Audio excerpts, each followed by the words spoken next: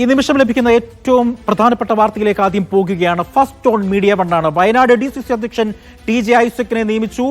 ND അപ്പച്ചൻ രാജിവെച്ചതോടെയാണ് TJ ഐസക്കിനെ നിയമിച്ചത്.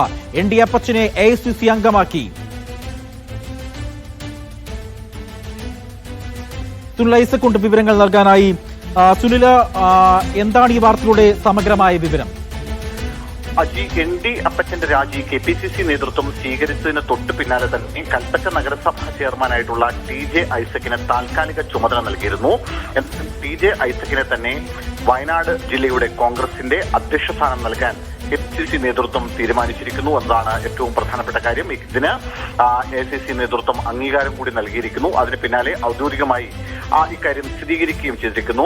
കൽപ്പറ്റയിൽ MLE ഡിവിഷനിലുള്ള കൗൺസിലറായ Isaac 13 വർഷമായി സ്ഥിരം സമിതി അധ്യക്ഷനായി പ്രവർത്തിച്ച ആളാണ്. AICCയുടെ ജില്ലാ പ്രസിഡന്റ്, സംസ്ഥാന സെക്രട്ടറി, യൂത്ത് കോൺഗ്രസിന്റെ കൽപ്പറ്റ ബ്ലോക്ക് വൈസ് പ്രസിഡന്റ്, ജില്ലാ Congress general secretary, KPCC secretary തുടങ്ങിയ സ്ഥാനങ്ങളൊക്കെ വഹിച്ച TJ ഐസക്കായിരിക്കും ഇനി വയനാട്ടിലെ കോൺഗ്രസിനെ നയിക്കുക. അവിടെ നിരവധിയായ പ്രശ്നങ്ങളുണ്ട്, അനവധിയായ വിഷയങ്ങളുണ്ട്.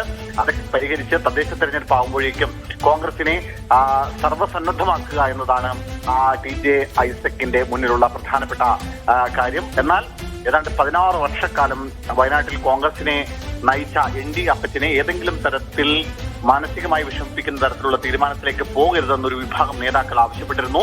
അതിന്റെ ഭാഗമായിട്ടാണ് AICC നേതൃത്വം അദ്ദേഹത്തെ AICC അംഗമാക്കാനുള്ള തീരുമാനവും എടുത്തിരിക്കുന്നത്. ഈ രണ്ട് തീരുമാനങ്ങൾ അല്പസമയം മുമ്പ് ഔദ്യോഗികമായി ഡൽഹിയിൽ നിന്ന് തന്നെ പ്രഖ്യാപിക്കപ്പെടുകയും ചെയ്തിട്ടുണ്ട്. മാത്രമല്ല, നാളെ KPCC അധ്യക്ഷൻ സണ്ണി ജോസഫ് നാളെ വയനാട്ടിലുണ്ട്. വൈകിട്ട് മാർക്കസ് തൂങ്കുഴി പിതാവിന്റെ അനുസ്മരണ ചടങ്ങുമായി ബന്ധപ്പെട്ടുകൊണ്ടുള്ള പരിപാടിയിൽ പങ്കെടുക്കുന്നതിന് വേണ്ടിയാണ് അദ്ദേഹം നാളെ വയനാട്ടിലെത്തുന്നത്. അതിനു മുൻപ് അവിടെ ഒരു അധ്യക്ഷനെ നിയമിക്കണമെന്ന കാര്യത്തിൽ അദ്ദേഹവും ഒരു നിലപാടെടുത്തു, സണ്ണി ജോസഫ്.